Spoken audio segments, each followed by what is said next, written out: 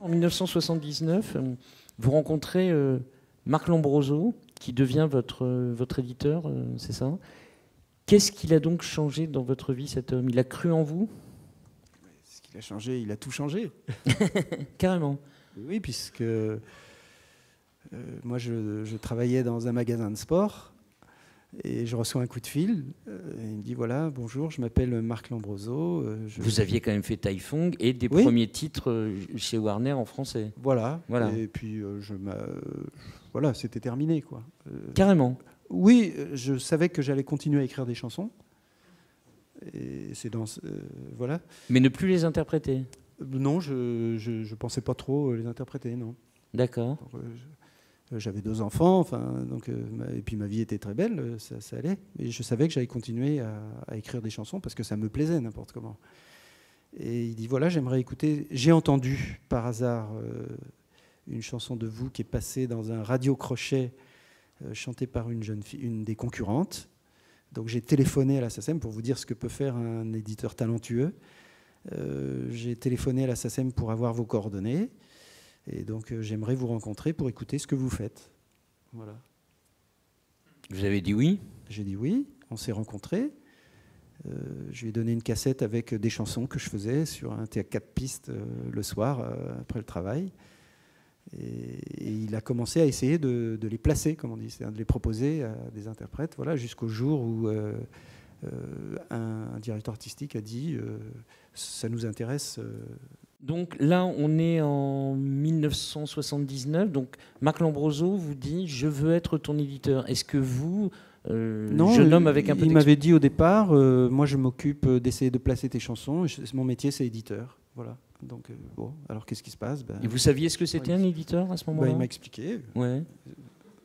Voilà. Mais il se trouve que là, si vraiment un éditeur, s'il y a une part d'édition qui est justifiée, c'est bien celle-ci, hein, puisque là, il a fait bien plus que la moitié du travail. Vous pensez que s'il n'avait pas été là, vous n'auriez pas eu cette carrière-là? Sérieux? Ah, bien sûr, puisque je ne vois pas comment on peut se dire que tout ce qui est arrivé après aurait pu arriver d'une autre façon. Ce qui est possible, et je pense, c'est que j'aurais réussi à faire des chansons d'une façon ou d'une autre. Maintenant, vous êtes votre propre éditeur? Oui, à partir du moment où il n'y avait plus trop eu de travail pour placer les chansons, c'est-à-dire où les gens me demandaient, je n'avais plus besoin de quelqu'un pour le faire. Voilà. Donc cette partie-là de ce métier vous intéresse ou pas du tout? Elle est fondamentale. D'accord. Ah oui, oui, oui. Oui. Ah oui, je pense que c'est absolument fondamental. Absolument fondamental pour des jeunes auteurs-compositeurs, l'éditeur et comme le programmateur radio sont des gens d'une importance capitale. Marc n'était que éditeur, on va dire que éditeur, c'était déjà énorme. Mais moi, à partir du 2e album, à la fin du 1er album, je me suis rendu compte que je ne pouvais pas être dans la cabine et en même temps en train d'enregistrer. Et donc, j'avais besoin de quelqu'un. Et il m'est apparu comme une évidence que ça devait être lui. Puisque lui, c'est le genre de gars... Bon, il gratte un peu de la guitare. C'est pas un musicien, c'est un gars qui adore la musique. Et donc, je savais que lui n'allait pas me répondre ah ben là, je trouve que tu as des fréquences un peu aiguës. Là, il faudrait peut-être une fretless à la place de la basse, ou tous les trucs qui n'ont aucun intérêt. Mais il me disait, là, on s'emmerde un peu. Voilà. Ou il disait, là, change rien.